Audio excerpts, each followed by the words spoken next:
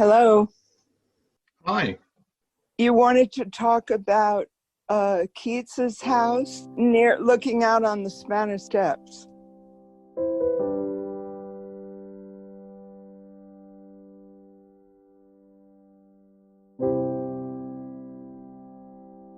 I've been researching his last months and particularly looking at his epitaph, which is our theme for our writing prize. And I came across your poem and I thought, wow, Right.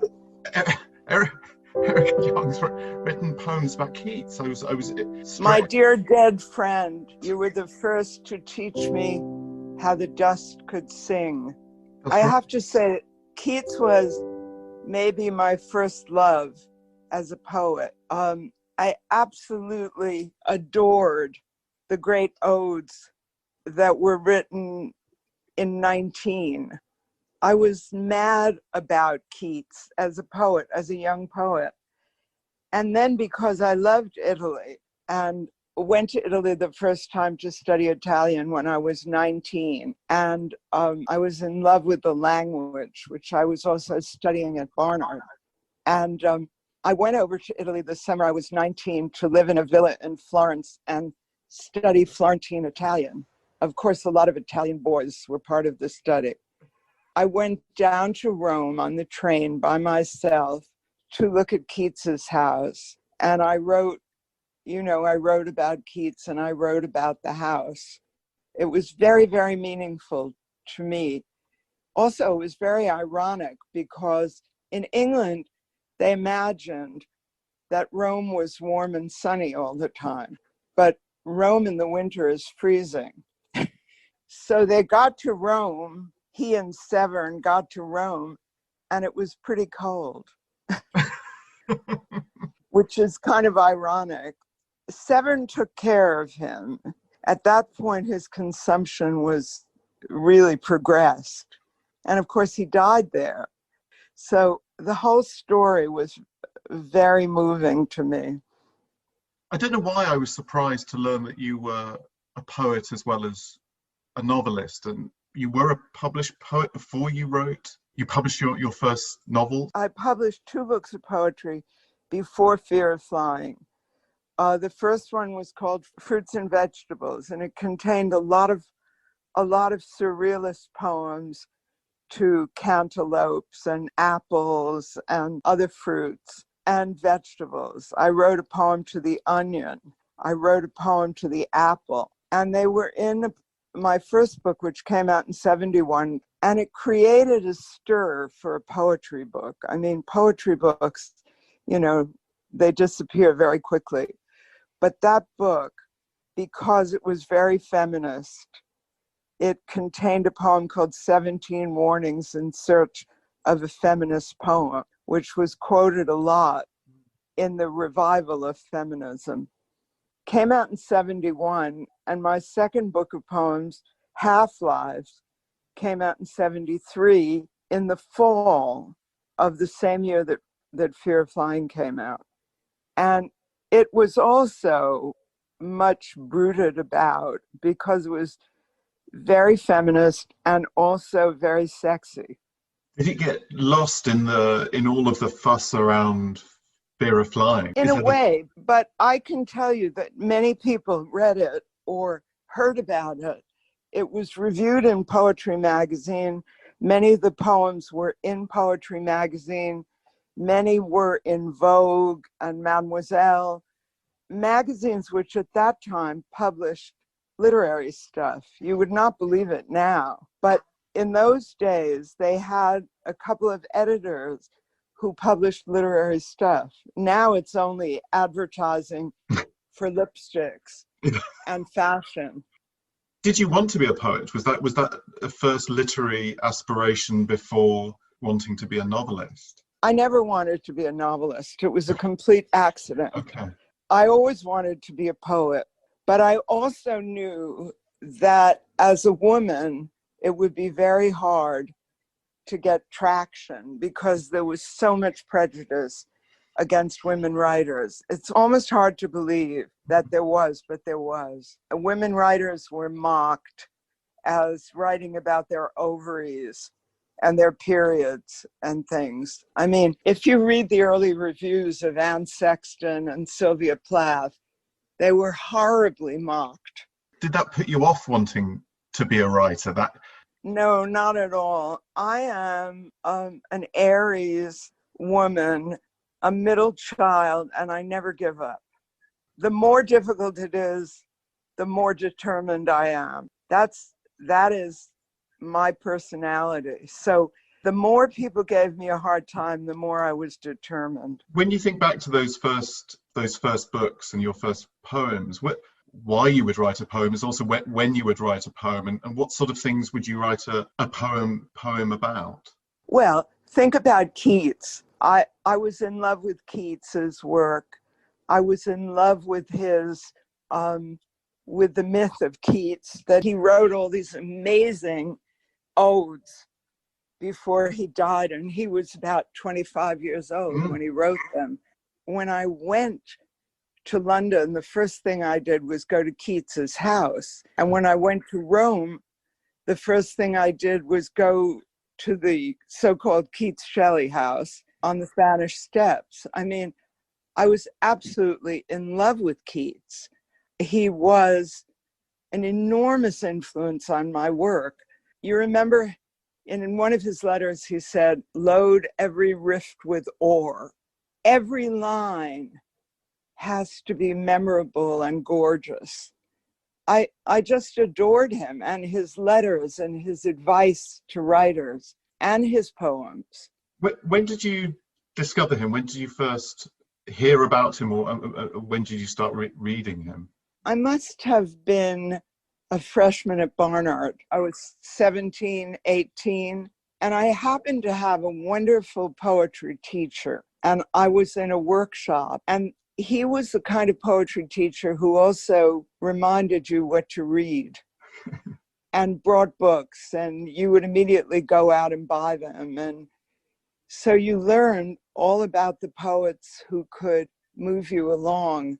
He was a marvelous teacher. With Keats, you were just saying that you fell in love with the myth as well. Was it the work first, and then maybe Keats himself and the stories and the myths surrounding him later?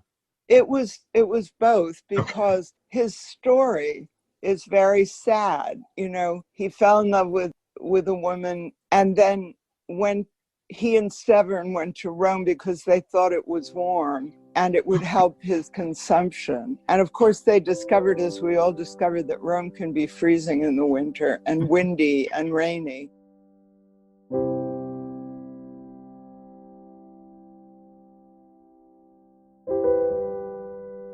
I feel it's important to ask you, of all people, do you find him a sexy poet? Is he, both in terms of the way that he wrote, but also the image you have? The language is very sensuous. Not sexy, but sensuous. Okay. I mean, load every rift with ore.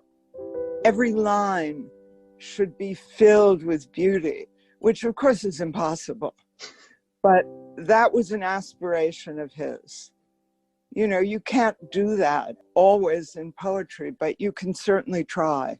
And the fact of the matter is that Keats is eminently quotable because of the language. The language is so rich. And that was something I wanted to do in my work. And you might say that having published 2 books of poetry before Fear of Flying, and having spent a lot of time thinking about poetry, writing poetry, what does that do for a writer? Well, it makes you aware of language and what language can do. And whether you go on being a poet or not, you have a delight in language, and you bring that to whatever you write, whether fiction, nonfiction. You know, Hemingway published a book of poems before he published his first novel. And a lot of writers, D.H. Lawrence, wrote poetry first. What does it do for you as a writer? It makes you aware of what language can do and what language can't do. And I think that's enormously important to know as a writer, even if you go on to be a novelist or nonfiction writer, you never forget how amazingly fruitful language can be if you do it right. One of the things I liked about when I read your poem, Dear Keats, was the sense of this man from England in the early 19th century somehow interacting with you, a young woman from New York, at a point of change in her own life, aged about 31. Mm-hmm. Did he seem a strange and exotic figure? How did you, as an undergraduate student, encounter No, him? I always loved the great odes of 19. I mean, I always loved them. And then I went back and read the earlier poems. I had a very strange, at Barnard, I had a very strange professor of romantic literature. She was quite mad, actually. She was absolutely wonderful at the beginning of the semester. And she would read the poems very, very well and then talk about them.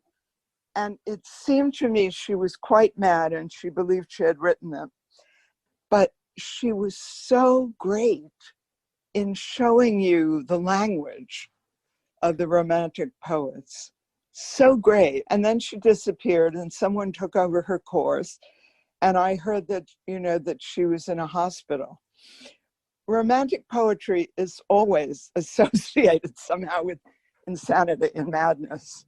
Also, that you were saying she thought she had written the poems. There is that sense of, perhaps particularly with Keats, of possession or ownership of those poems. And I get that intimacy from your own poem about him. You call him a friend. Was that important? The sense that these poems were about you, they were about your experiences. In the poem, I say, my dear dead friend. And I suppose that expresses how much connection I felt.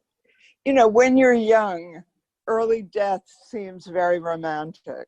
As you get older, you're glad you didn't kill yourself when you were 27. But at the time, you think, oh, if I kill myself, people will read my poems and be moved. The Sylvia Plath complex. And it's so ridiculous, of course, because when you're in your 20s, you don't know anything about life, but you think you do. Was that a moment that you captured in Dear Keats, where you seem to be leaving that kind of period? You talk in the poem about no longer sort of craving oblivion in that romantic way, which suggests that at some point you had craved it in some way. I think so. I mean, I think, adolescence is very stormy and difficult. And the people who have written about adolescence always recognize that. The mood swings, the hormones, very, very, very discombobulating. You long for sex, but you're not allowed to have it. You don't even know what you're longing for as an adolescent. Much confusion. And I thought that was an important thing to speak about, to write poetry about, to write fiction about. Later, when I wrote Fear of Flying, I tapped those feelings. Isadora falls in love with a completely unreliable man and follows him. I mean, it's absurd and funny and ridiculous. What's the difference for you between writing about those feelings in poetry and writing about them in Fear of Flying? What would cause you to have the spark of an idea and want to put it in a poem rather than see it as the beginning of a story or even a novel? Well, it's so different. I don't even know how to define it. I always wrote both. I wrote stories and I wrote poems, and they come from a place of confusion and passion. And in a way, you write in order to understand yourself. And if other people understand themselves better for reading you, that's the best thing you can do. By transcribing your own feeling in a very vivid way, you can help other people live. And when somebody writes to me and says, reading your work comforted me and made me feel I wasn't a freak. I was just a human being questioning. I mean, that's the best kind of letter you can get as a writer, that in some way your work has helped people live with themselves. I think that's so marvelous. I've always thought I was a freak because I had these feelings, and then I read you and I realized I wasn't a freak. That really is the most wonderful letter. And I get them from women, but I also get them from men. That's heartening, I think. Is that something that you also perhaps intuited in Keats, who got, horribly treated by the critics, both for the way he said things, but to some extent what he was saying, the slight sense he was a jumped up son of a stable hand, writing these, as you were saying, these incredibly sensuous poems. Perhaps... Absolutely. He had studied medicine, right? Surgery, which at that time was not studied the same way we study it now. He'd be doing autopsies on corpses. Imagine someone of that sensitivity studying medicine. What more can show you life and death than studying medicine? He is a very moving character to me, not only in his poetry, but his consciousness is so exquisite. Did he help you as a writer? I mean, your own poem about him quotes lines both from his poetry, but also from his letters. The letters are amazing. I mean, if you're a writer, the letters are necessary information about writing. They're so important. And then his going to Rome with Severn and all those amazing drawings that Severn did of him. So we also have a picture of his face. I grew up in a family of portrait painters. I started out to be a painter and a portraitist. So that was very moving to me.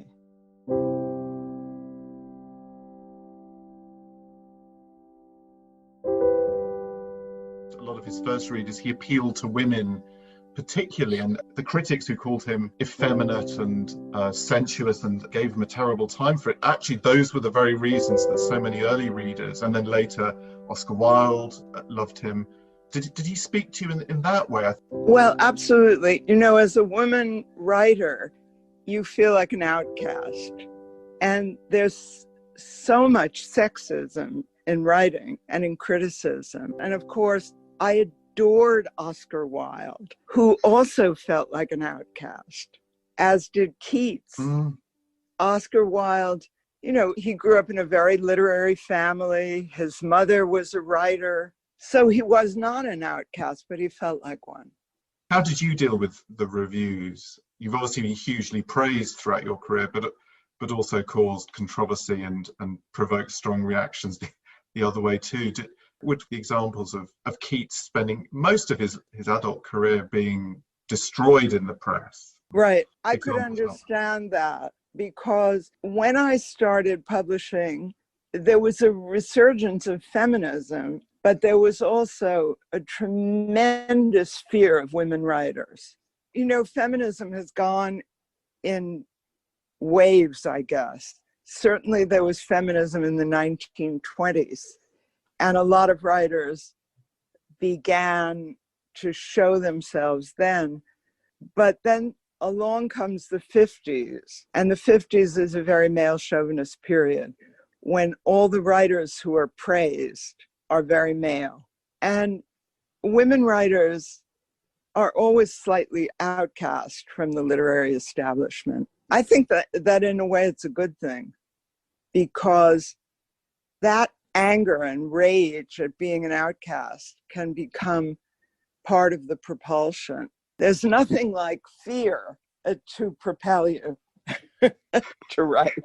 So is the fear of flying, is that a way to describe your own imagination? The word wing is important for you as a writer. It's a name of your characters. And absolutely. So fear of flying, fear of the imagination, fear of fame, fear of being an outcast, fear of everything. But it is also a propulsion. God damn it, I don't care what they say, I'm going to write what I have to say. And it's important, absolutely, to have that drive. You wouldn't do something as difficult as writing if you weren't driven. Unlike Keats, you've had huge success and fame and recognition, and you've had a long career.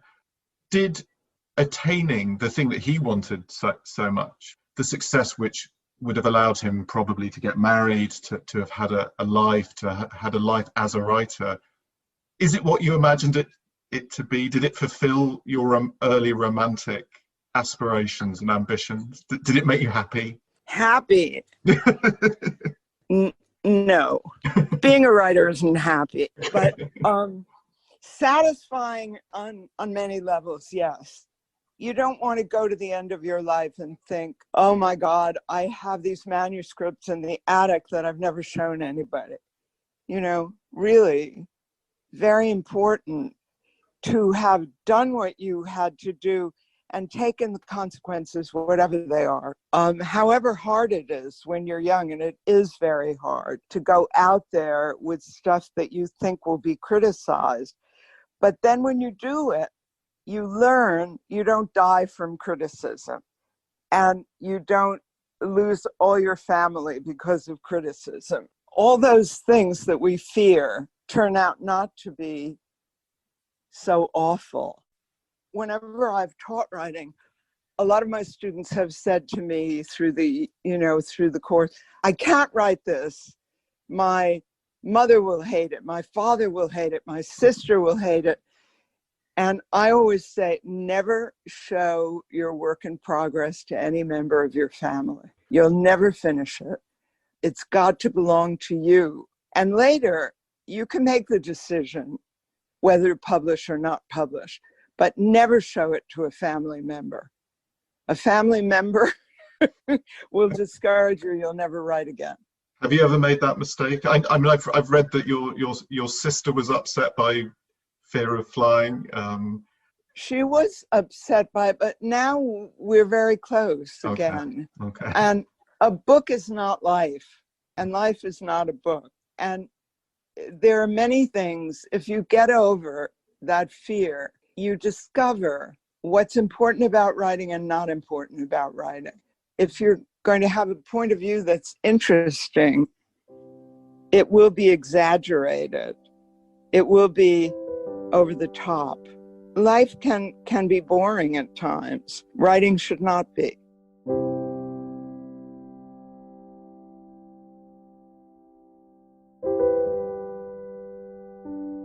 I've interviewed a lot of writers over the years, but the writer's life can be a very lonely one. I mean, we've just lived through this extraordinary 12 months where we've all been packed into rooms and living a bit like writers because of this pandemic. Right. It's very lonely. It can be very lonely. I mean, writing of necessity, really, because you can't really write with millions of people around. It always amazes me that writers who started as journalists working in a newsroom with clattering typewriters and stuff can write anywhere. I always liked writing on trains where there was a kind of clatter going on, yeah, and trees rushing by the window, but it was also private because people wouldn't necessarily come over to you and look over your shoulder to see what you were scribbling. Okay. So when I lived in Heidelberg and I commuted to Frankfurt to get my head shrunk, I did a lot of writing on the train. It was 1 hour each way. Okay. And it was wonderful writing on the train. Has it changed as you've got older? One of the things that the poem Dear Keats made me think about was, it made me think about the difference between that writer and the writer you are today. Well, that's interesting. You know, the ability to write is going down into the unconscious and not censoring what comes out. and getting it down on the page, a lot of which you'll later throw away. But you have to have that ability to go down into the unconscious and scribble what comes up. Now, what comes up is not all beautiful or, publishable, but you have to be able to go there in order to write. Does that get easier or more difficult when you were writing Fear of Dying rather than Fear of Flying? You have to reclaim that ability in order to write. And you don't write it raw as it comes up. I mean, you scribble notes to yourself. You have a notebook with ideas and images. And then when you sit down to write, you don't always use the raw material, but the raw material takes you there. I mean, it's very important to be able to go down into the unconscious and find the stuff that truly motivates. You're not going to show it all, but you're going to use it as a pathway to take you where you need to go. Are there times you just don't want to have to do that excavation of your deepest feelings, that it's again in Absolutely. I mean, there's some writer who says a wonderful quote, and I can't even remember who said it. There is writing and not writing, and it's always a question of which one will win. I can't remember who said that, but it's true. I mean, when you're writing, you often want to escape, go out, meet a friend, have a drink, have a coffee, and get away from it, because it's so solitary and it can be painful. The only thing I think that saved me is that I'm funny and ironic. And even when I'm at my worst, I can say, oh my God, this is ridiculous. And that gets you back from the very brink of whatever it is that you're facing in that moment. Yeah, it's really wonderful to have a sense of humor. If you have a sense of humor, you won't be Sylvia Plath. I love her writing, and it was a great door opener for me. She allowed us to write hate, to write fear. She inspired that, but she took it all terribly seriously in the end. Is that perhaps what you're referring to in your poem, Depression in Early Spring? You talk about ferrymen jumping from the bridge and waving, all the dreamers dead of their own dreams. That there's something about that most intense kind of poetry, perhaps, that costs too much. Yeah, I agree. Absolutely. I mean, the whole romanticization of suicide by poets, beginning with Keats, really, dying young, leaving a myth, that's ridiculous. I mean, of course, one feels that way in youth, but as you get older, you realize that the biggest courage is living, not dying. Is that one of the things that if you were writing Dear Keats today, that you might write that is a different perspective that age has given you? Absolutely. I mean, it's much more brave to continue to embrace life, which is always full of problems and full of things that you really have to go through that change you. Losing people you love, losing your parents, losing friends, confronting death and loss. I used to be terrified all the time that I would go away on a trip and learn that my grandparents, or one of them, was gone, because they were very important in my life and helped raise me. My grandfather was a painter, and my grandmother was the greatest cook in the world, whose recipes I never learned because I was such a feminist and I didn't want to cook. The fear of loss. And then you do lose them and you have to deal with it. I mean, I've spent a lot of this year, partly because of work, but partly because of this illness and of thinking about Keats traveling to Italy with this disease. How have you coped with this year? It's great for writing. Never leaving the house. And then really, that's a writer's life anyway. You know, living in your study, living in your dreams, living in your fantasies. Very important. I'm very lucky. I'm very fortunate. And I've only begun to realize how fortunate.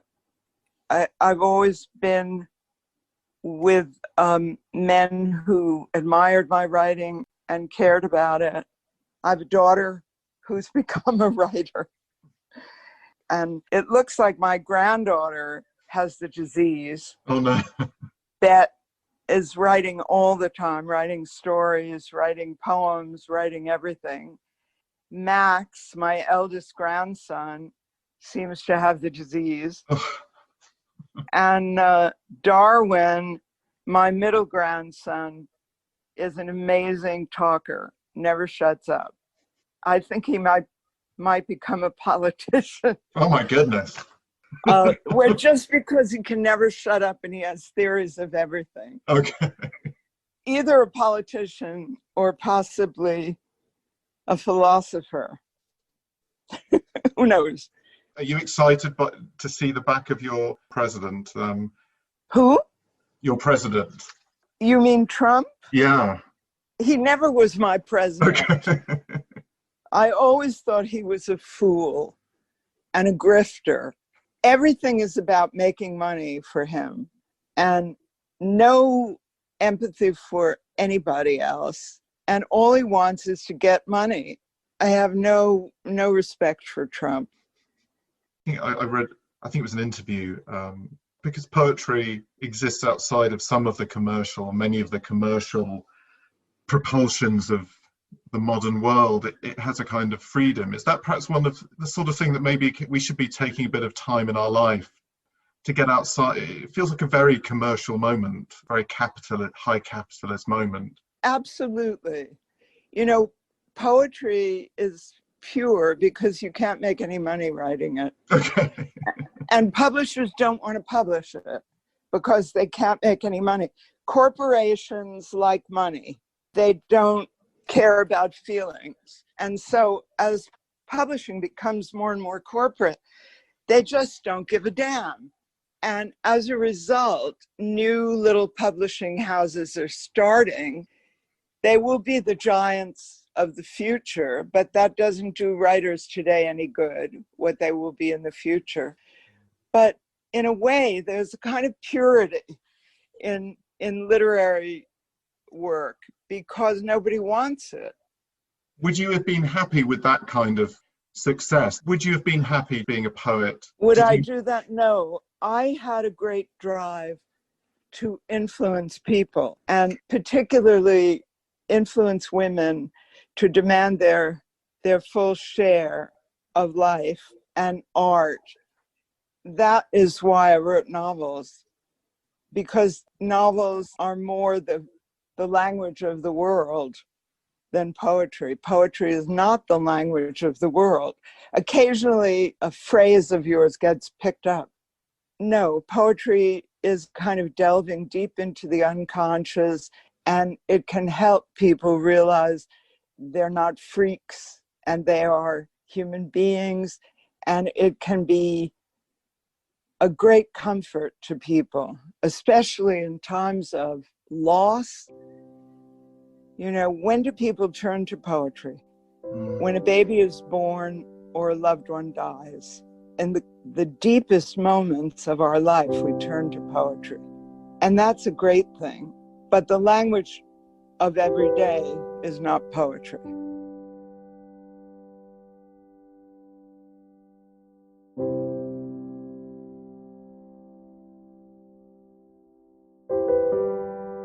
Who do you turn to? Which poets would help you with loss? I learned a lot from Robert Lowell, a lot. And I learned a lot from Sylvia Plath, who learned from Robert Lowell. And I learned a lot from Anne Sexton, who also learned a lot from Lowell because she became a confessional poet. She was also a friend of mine, and we corresponded, and we spent time together in New York when she came to New York. I was very lucky when I was a young writer, that there were some older writers who I had loved and admired who became friends. We run an annual prize. The last few years we've started one for poets and prose writers aged between 16 and 18, who are, I guess, the sort of age when you discovered Keats, who are writing very intense, wonderful, some brilliant poems.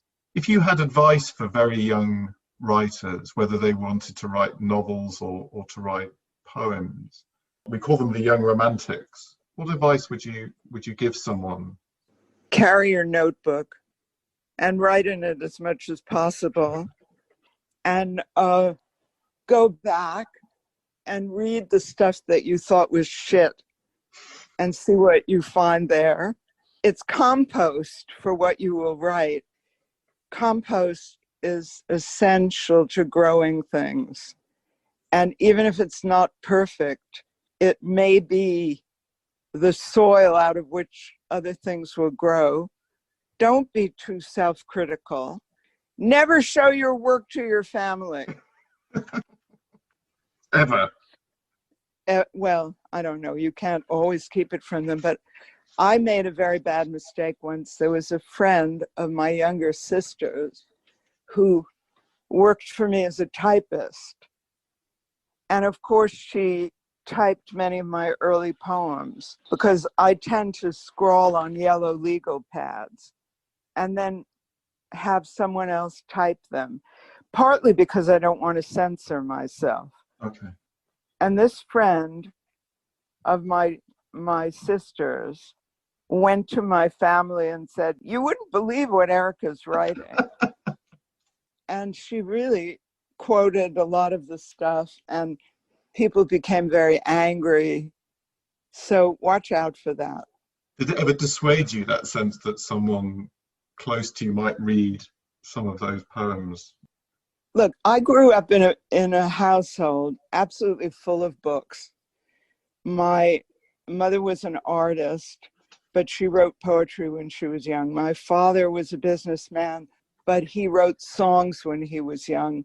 The house was full of books. Everybody was always quoting writers they loved.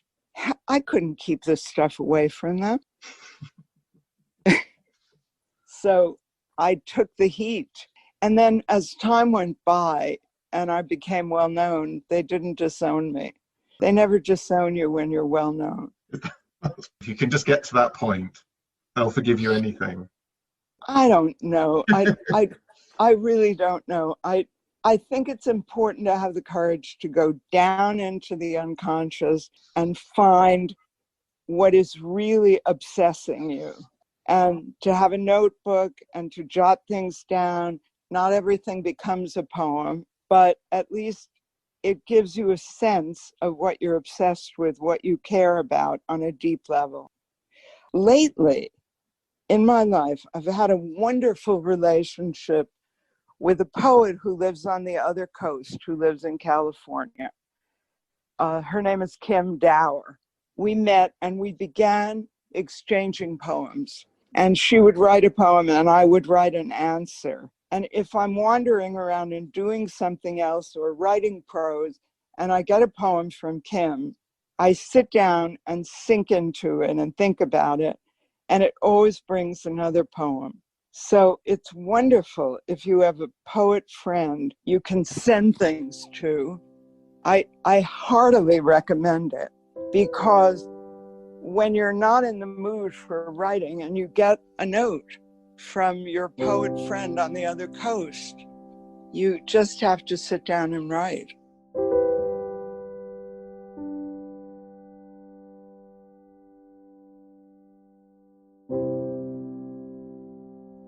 We're thinking a lot over the next few months about Keats's epitaph. Here lies one whose name was written in water.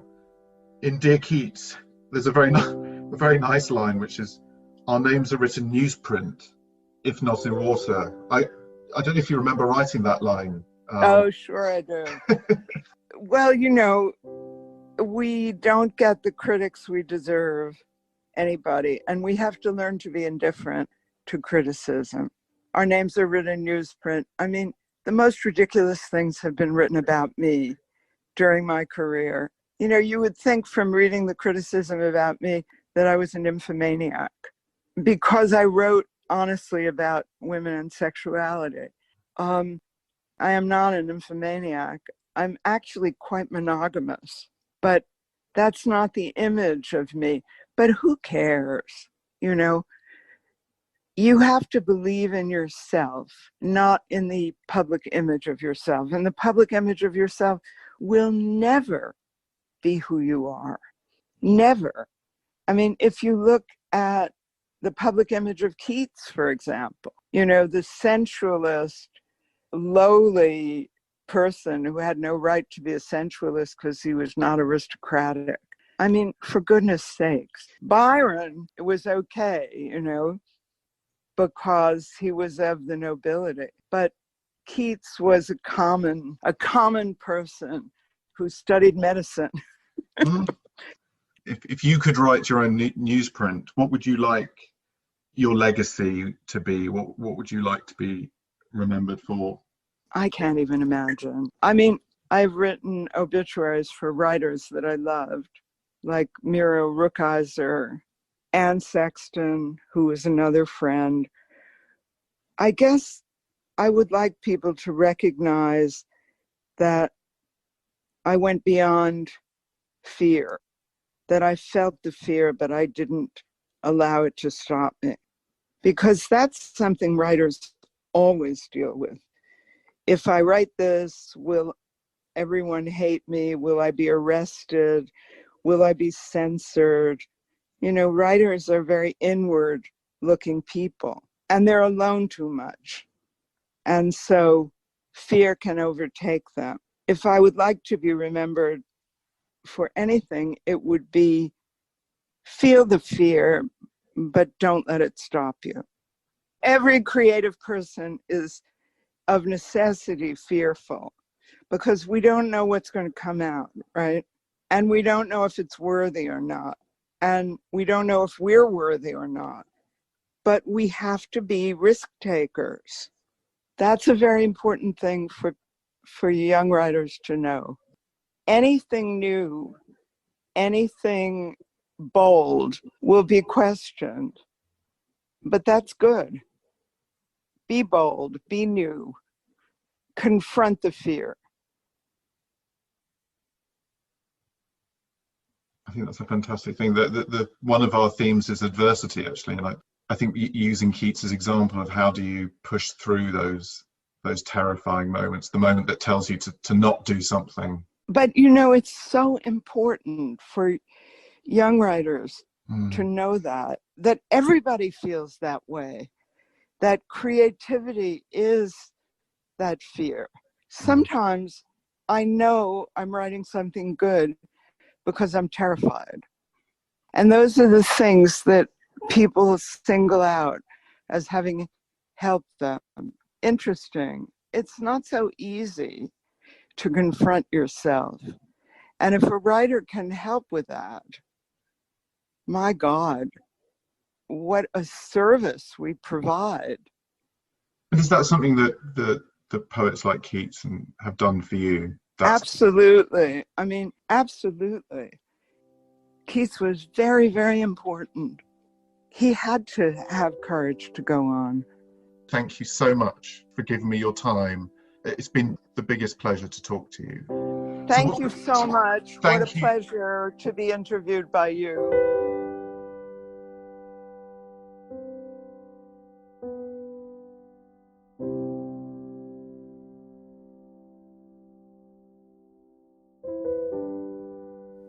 Thank you for listening to the Keats-Shelley Podcast. This podcast is hosted by James Kidd. The music is Androids Always Escape by Chris Zabriskie. Visit chriszabriskie.com. You can hear more episodes and also subscribe to the podcast by visiting our homepage, keatsshelley.podbean.com. You can support the Keats-Shelley House by becoming a friend of the Keats-Shelley Memorial Association. Visit keatsshelley.org and click Support Us.